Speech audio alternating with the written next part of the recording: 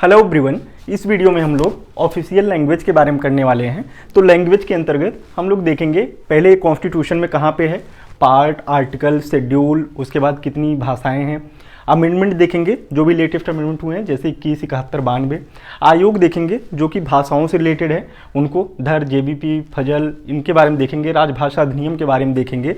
फिर आर्टिकल 343 से लेके आर्टिकल 351 तक जो भी ऑफिशियल लैंग्वेज से रिलेटेड जितने भी आर्टिकल्स हैं उनको करेंगे। उनके साथ में हम लोग क्लासिकल लैंग्वेज को भी इसी में करने वाले हैं।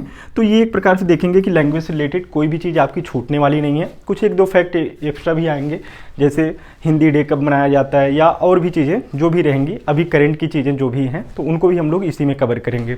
ठीक है, जैसे विश्व हिंदी दिवस पहली बार कब हुआ, अभी लेटेस्ट कहाँ पे हुआ, तो ये सब चीज़ें भी हम लोग लास्ट में डिस्कस कर लेंगे और कुछ क्वेश्चन भी।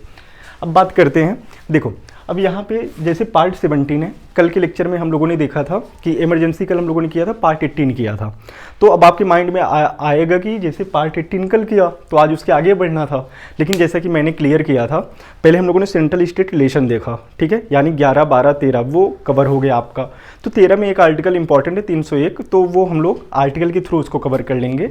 आर्टिकल 14 मैंने बोला था, कैट वाला हम लोगों ने ट्रिब्यूनल में कंप्लीट कर लिया था, और जो आयोग से रिलेटेड है एक पेज का मैंने अभी कल ही रात में 10 बजे मैंने एक सेंड कर दिया था उसमें ग्रुप में। तो उसमें टोटल आयोग एक जगह दिए हुए हैं, constitutional bodies, non constitutional bodies. तो उसमें यूपीएससी, एसपीएससी, इनके बारे में भी है कि उनका कार्यकाल क्या है, उनके पावर क्या है, सदस्यों की नियुक्ति कैसे होती है, हटाने का काम कौन करता है। तो ये सब चीज़ें उस एक पेज में ही है, ठीक है। तो उसके बारे में है, इलेक्शन कमीशन के बारे में है, और जितने भी कॉन्स्टिट्यूशनल नॉन कॉन्स्टिट्यूशनल बॉडीज हो सकते हैं उसमें है। पार्ट 15 और पार्ट 14 ये तो आपका उस पेज से कंप्लीट हो गया। अब उसके बाद जो चीज़ आपकी बची, जैसे 17 अभी हो रहा है, 18 कल इमरजेंसी का हो गया। इमरजेंसी पहले मैंने इसलिए कवर किया कि उसके पीछे भी जैसे जो मैं करा रहा हूँ वो एक साइंटिफिक मैनर में लेके चल रहा हूँ। जैसे मान चलो कि आपने सेंट्रल स्टेट रिलेशन किया, उसमें देखा कि संबंध कैसे बन रहे हैं सेंट्रल और स्टेट के बीच में, ठीक है। लेकिन अब उन्हीं के बीच में जैसे इमरजेंसी जब आ गई तो पूरे जज्बात बदल गए, पूरे रिलेशन बदल गए। जैसे होता है ना कि जब दो पर्सन है रिलेशनशिप में है, उनके बीच में तीसरा धावा बोल दे, धावा का मतलब वही युद्ध, बाह्य आक्रमण और सशस्त्र संघर्ष के द्वारा, तो वहाँ पे इमरजेंसी लग जाती है ना। तो इमरजेंसी में फिर उनके रिलेशन बदल जाते हैं।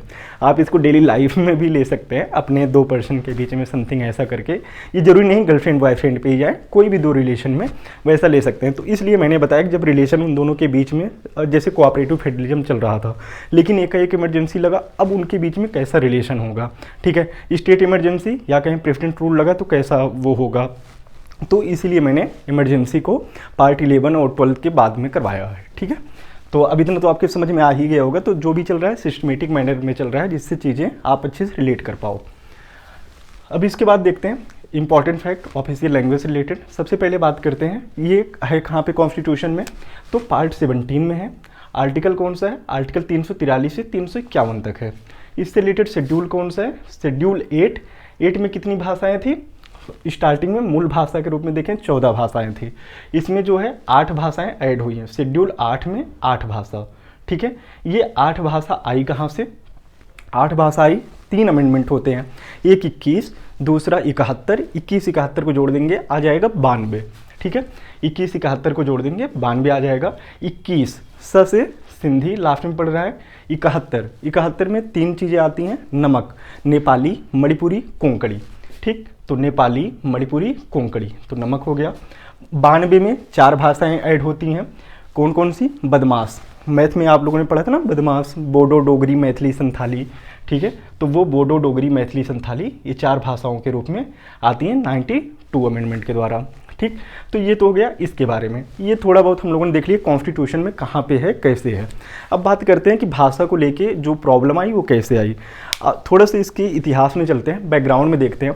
1920 के दशक के आसपास देखेंगे जो कांग्रेस के जितने भी अधिवेशन हो रहे थे, वहाँ पे बार बार ये चीज़ें आ रही थी कि भारत की जो भाषा होगी आगे चल के, या फिर राज्यों का, इवन उनके किसी अधिवेशन बोल भी दिया गया कि राज्यों का जो आगे बंटवारा होगा वो लैंग्वेज के आधार पर होगा।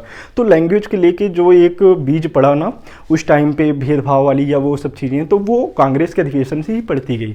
जब हमारा देश आज़ाद हुआ उस टाइम पे सबसे बड़ी चीज़ यही थी कि जैसे हमारे यहाँ देखोगे कितनी सारी विविधताएँ, सांस्कृतिक विविधता, भाषाई विविधता, बहुत सारी चीज़ें हैं, लेकिन प्रॉब्लम हुई भाषा को लेके। क्योंकि देखो अगर जैसे हम दोनों की कोई भी चीज़, जैसे रिलीजन हम दोनों का दूसरा है, ठीक है, मैं हिंदू हूँ, कोई सिख है, मुस्लिम है, जैन है, कोई भी है, तो उसमें रिलीजन का उतना गैप नहीं आता है। अगर हम दोनों एक दूसरे की अगर कम्युनिकेशन अगर अच्छे से कम्युनिकेट कर ले रहे हैं ना, यानी कि भाषाओं का आदान प्रदान, मैं उसकी भाषाओं को समझ पा रहा हूँ, वो क्या कह रहा है, वो मेरी भाषा को समझ पा रहा है, तो यानी कि हम दोनों में रिलेशन अच्छे होंगे, ठीक है। तो भाषाओं को लेके जो कम्युनिकेशन की एक गैप आई, तो उसको लेके प्रॉब्लम स्टार्ट हुई। तो बात है 1953 की।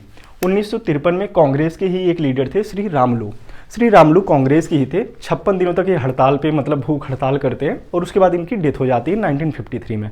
और इसके पहले से देखेंगे प्रॉब्लम तो स्टार्ट हुई थी। प्रॉब्लम सबसे पहले देखेंगे कि जैसे हमारा देश आज़ाद होता है तभी से प्रॉब्लम स्टार्ट हो गई थी, क्योंकि पहले ही बोल दिया गया था भाषा को लेके कोई चीज़ होना चाहिए, राज्यों का जो भी वो हो, उस समय बनाई गई थी। अभी इस वाले पे थोड़ी देर बाद आते हैं, पहले देख लेते हैं उसके पहले का क्या चीज़ चल रहा है। जैसे एक कमीशन बनाया गया, धर कमीशन, ठीक है। धर को क्या बोला गया कि आप बताओ कि जो राज्यों का बंटवारा हो किस बेस पे हो। उन्होंने बोला कि 1948 में देखो जो भाषा है, भाषा को लेकर राज्यों का बंटवारा नहीं होना चाहिए। उन्होंने बोला कि अकॉर्डिंग टू जो प्रशासनिक सुविधा है उसको अपने दिमाग में रख के राज्यों का बंटवारा होना चाहिए। अब दूसरी कमेटी बनती है जेबीपी कमेटी 1948 में, इसने भी डिनाई कर देता है कि भाषा को लेके राज्यों का बंटवारा नहीं होना चाहिए, तो दूसरी कमेटी ने भी बोल दिया। अब इसके बाद वही 1953 में कांग्रेस के जो थे श्री रामुलू, वो अनशन पर बैठते हैं और उसके थ्रू उनका डेथ भी हो जाता है। और उसके बाद जो है फिर सरकार हाफाधापी में आके तो वो एक कमीशन बनाती है, फजल अली कमीशन। फजल अली कमीशन 1953 में बनती है। 3 सदस्यीय ये कमेटी थी। इसमें टोटल कितने मेंबर थे? 3, ठीक है, 53 सदस्य से ले सकते हैं। इसने बोला कि देखो जो राज्यों का बंटवारा हो भाषा के आधार पर कर सकते हो, लेकिन एक राज्य एक भाषा नहीं होना चाहिए, क्योंकि एक राज्य में बहुत सारी, जैसे कुछ ट्राइबल ग्रुप भी रह रहे हैं, बहुत सारी भाषाओं के लोग भी रह रहे हैं, ठीक है। तो ये चीज़ नहीं होनी चाहिए, एक राज्य एक भाषा नहीं होना चाहिए, लेकिन भाषा को आधार बनाया जा सकता है। तो इसी के बिहार पे 1956 में राज्य पुनर्गठन अधिनियम आता है। राज्य पुनर्गठन अधिनियम आता है, ठीक है। इसके थ्रू 14 स्टेट 6 यूटी बनाए जाते हैं। ये उस टाइम का था, लेकिन अभी प्रेजेंट टाइम में 28 स्टेट 8 यूटी हैं। और अभी जो 2 यूटी, जैसे लद्दाख वाला जम्मू एंड कश्मीर का 2019 में बनता है, 2020 में जो है Dadra and Nagar Haveli, Daman and Diu दोनों को मिला के एक कर दिया जाता है। तो टोटल कितनी यूटी हो गई हैं? 8 यूटी। लद्दाख और जम्मू कश्मीर में जम्मू कश्मीर विद लेजिस्लेचर है और लद्दाख विदाउट लेजिस्लेचर है, ठीक है। तो लेटेस्ट वाला याद रखिएगा। और राज्य कौन लेटेस्ट बना था? वो 2014 में आंध्र प्रदेश से तेलंगाना बना हुआ था, ठीक, तो उसको याद रखिएगा। इसके बाद बात होती है, ये चीज़ें चल रही थी। अब देखो जब 1950 के आसपास जब वो चीज़ें चल रही थी, तो उस समय ये बोला गया था संविधान लागू होने के 5 साल बाद एक आयोग बनेगा, ठीक है। वो बताएगा कैसी कैसी चीज़ें चलनी चाहिए। और उसी में ये भी चीज़ बोली गई कि और हमेशा निरंतरता के रूप में 10 साल पे एक आयोग बनाया जाएगा। तो 1955 में देखेंगे जो पहला आयोग बनता है वो बाल गंगाधर खेर के उसमें बनता है, ठीक है, 1955 में, ठीक। बस ये आयोग का नाम ही याद रखो, यही इंपॉर्टेंट है, ठीक है। और 10 साल पे प्रेसिडेंट एक जो है आयोग बनाएगा, ऐसा बोला गया।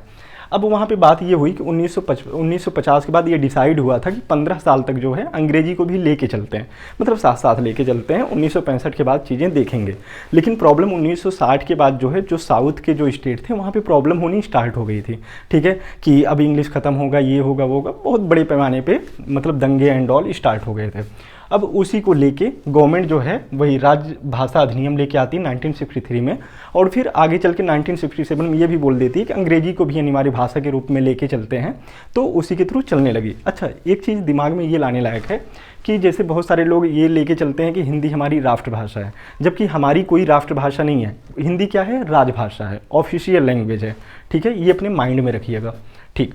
अब बात करते हैं कि इससे रिलेटेड जितने भी आर्टिकल्स हैं। आर्टिकल 343 की बात करते हैं। 343 सबसे पहले क्या आएगा? संघ आएगा, फिर राज्य आएगा, तो वैसे लेके चलते हैं। 343 क्या बोलता है? संघ की भाषा के बारे में बोलेगा। इसमें बस इतना याद रखना, जो संघ की भाषा है वो हिंदी है, उसकी लिपि क्या है? देवनागरी है। लेकिन संख्याओं के मामले में वो हिंदी वाली नहीं होगी, जैसे 1 2 3 ये वाला नहीं, वो 1 2 3 वो इंटरनेशनल वाली ही होगी, यानी कि ये नंबर होंगे 1 2 3 ये वाले होंगे, ठीक है। अब 3 ये नहीं होगा, 4 ये होगा, ठीक है। 4 ये वाला नहीं होगा, 4 कैसे बनता है, ऐसे ही बनता है ना हिंदी वाला खैर तो देख लीजिएगा। तो इसमें जो संख्या होगी वो इंटरनेशनल वाली ही रहेगी, ये अपने माइंड में रखिएगा। अब आर्टिकल 344 की बात करते हैं। 344 राजभाषा आयोग और समितियों की बात करता है।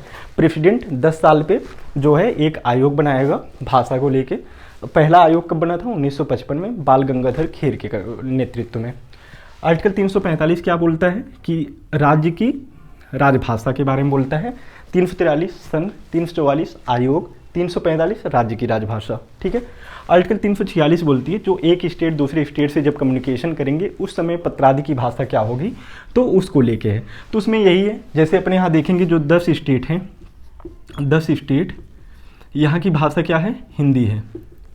इसमें कौन कौन से आते हैं, जैसे आपके राजस्थान हो गए, राजस्थान, MP, छत्तीसगढ़, झारखंड, उसके ऊपर यूपी, बिहार, उत्तराखंड, हिमाचल प्रदेश, ठीक है, दिल्ली, ये सब रीजन 10 जो आते हैं, यहाँ की जो ऑफिशियल लैंग्वेज है या पहली भाषा के रूप में हिंदी बोली जाती है, ठीक है।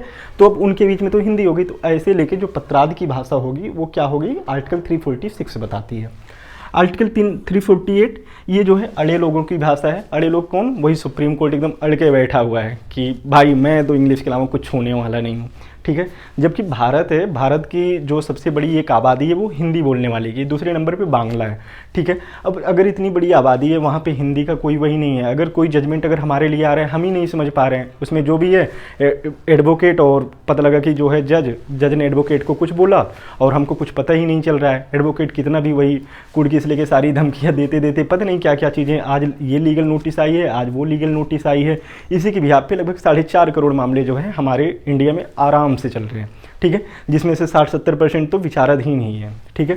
तो खैर बात करते हैं कि आर्टिकल 348 क्या बात करता है, ये बात करते हैं गवर्नर जो है, जैसे सुप्रीम कोर्ट और हाई कोर्ट की जो भाषा होगी वो इंग्लिश होगी। देखो कार्यवाही, अगर हाई कोर्ट में कार्यवाही के लिए गवर्नर चाहे तो राष्ट्रपति की पूर्व अनुमति से किसी दूसरी भाषा को दे सकता है।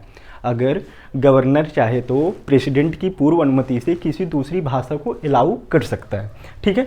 लेकिन कार्यवाही में ही निर्णय और जो भी चीज़ें होंगी वो किस में होंगी, इंग्लिश में। ये कौन बोलता है, आर्टिकल 348 बोलता है सुप्रीम कोर्ट और हाई कोर्ट की भाषा इंग्लिश होगी, यानी कि जो भी निर्णय आएंगे वो किस में आएंगे, सिर्फ और सिर्फ इंग्लिश में, ठीक है। अब वो अलग बात है कि अब धीरे धीरे अलग अलग सुप्रीम कोर्ट, हाई कोर्ट ये जो है क्षेत्रीय भाषाओं में जो है, जैसे अभी केरला ने जो है मलयालम तक में दिया है केरला हाई कोर्ट ने, तो लोग क्षेत्रीय भाषा और हिंदी इन सब में भी पब्लिश करने लगे हैं।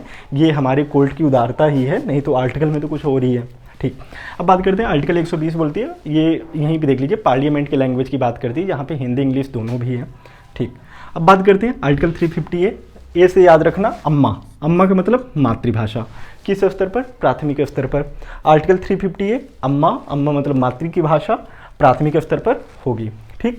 आर्टिकल 350 भी क्या बात करता है, बी से भाषाई अल्पसंख्यक याद रखना, भाषाई अल्पसंख्यकों के लिए एक विशेष अधिकारी की नियुक्ति की बात की गई है।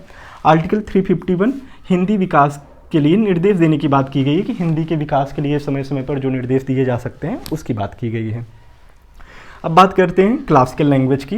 देखो 2004 में जो है एक चर्चा चली कि एक अलग से क्लासिकल लैंग्वेज जैसा कुछ लेके आते हैं। क्लासिकल लैंग्वेज में क्या चीज़ें होंगी, हमारी ऐसी भाषाएं जिनका एक इतिहास रहा हो अपने आप में 1500 से 2000 साल का, पहली चीज़। दूसरी चीज़ ये हो कि उनकी अपनी एक मौलिक जो साहित्य की रचनाएं हो रही हों वो मौलिकता उसमें बनी हुई हो, यानी कि एक उनकी मौलिक साहित्यिक परंपरा हो, वो कहीं और से उधार न ली गई हो, ठीक है। तो ये 2-3 है, इसमें यही 1500 से 2000 वर्ष याद रखिएगा, ऑप्शन में रहेगा तो इसको ले लेंगे, उसकी एक मौलिक साहित्यिक परंपरा रही हो, ठीक है। क्लासिकल लैंग्वेज के लिए यही है। तो अभी तक टोटल 6 को जो है क्लासिकल लैंग्वेज में शामिल कर लिया गया है, 6 लैंग्वेजेस को। उसमें कौन कौन सी हैं, सबसे पहले तमिल को शामिल किया जाता है, ठीक है। तमिल को 2004 में शामिल किया जाता है, फिर संस्कृत को 2005 में शामिल किया जाता है। अभी एक चल रहा है ना तमिल संस्कृत समागम करके समथिंग, वाराणसी में जो चलता है ना, तो उससे रिलेट कर सकते हैं 2004-2005 तमिल संस्कृत, ठीक है। तो ये हो गया। फिर तेलंगाना और कन्नड़, आप लोग देखेंगे मैप में ये रहा पोर्शन कर्नाटक का और इसी के जस्ट बगल में तेलंगाना, ठीक है। तो ये दोनों तेलंगाना और कन्नड़ कब आते हैं, 2008 में आते हैं। मलयालम 2013 में आता है। उड़िया सबसे लेटेस्ट जोड़ा गया 2014 में। तो ये चीज़ याद रखिएगा, उड़िया को कब जोड़ा गया? 2014 में। सबसे लेटेस्ट कौन सा है? उड़िया भाषा। ठीक है, आपको अगर पता हो कि उड़िया, चलो जाने दो, उड़ीसा को उड़िया में कब बदला गया, आपको ये चीज़ पता हो तो बताइएगा। ठीक, तो ये चीज़ें इससे रिलेटेड हो गई। अब देखो, एक डे मनाया जाता है, जैसे 14 सितंबर 1949 को हिंदी को जो है राजभाषा के रूप में मान्यता दी गई थी। कब? 14 सितंबर 1949 को। इसीलिए इस तारीख को हिंदी डे मनाया जाता है। ठीक है, नेशनल हिंदी डे। अच्छा ये बताओ, वर्ल्ड हिंदी दिवस कब मनाया जाता है? World Hindi day. ठीक है, अगर आपको पता हो तो आप लोग कमेंट में बताइएगा, पहली चीज़।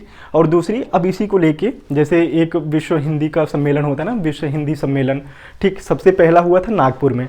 अभी लेटेस्ट जो हुआ है वो कहाँ पे हुआ है, आप लोगों को कमेंट में बताना है। ठीक है, ये हम लोग करंट अफेयर्स में ही कवर कर चुके हैं।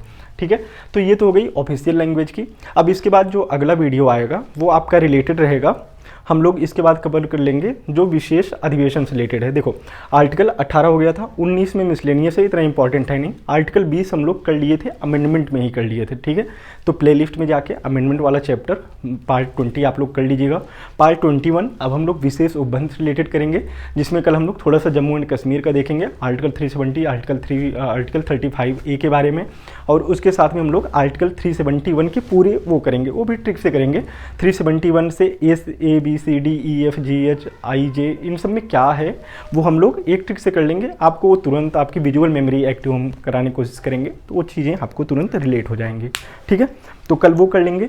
फिर उसके बाद आपके आयोग का नंबर आ जाएगा। आयोग में वही आप लोग जो है UPSC और जो 14 में है, फिर उसके बाद ऑफिशियल इसका आपका इलेक्शन कमीशन का वो जो है आर्टिकल पार्ट आपके 15 में है। ठीक है, तो पार्ट 15, पार्ट 14 ये सब आप जो है उससे कवर करने की कोशिश करिएगा। अगर कहीं पे फिर भी अगर आपको प्रॉब्लम लगती है आप लोग कमेंट में बता दीजिएगा, या कहीं भी आप मुझे मैसेज कर सकते हैं।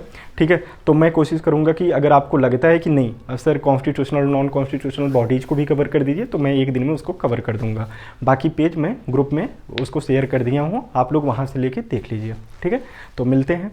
अगर आपको चीज़ें अगर अच्छी लगती हैं तो ये चीज़ें दूसरों तक पहुँचाते भी रहिए, शेयर करते रहिए। अगर कमेंट करेंगे, लाइक करेंगे, इससे थोड़ा सा मोटिवेशन मिलता है। बाकी एज योर विश। तो मिलते हैं अगले वीडियो में। जय हिंद, जय भारत।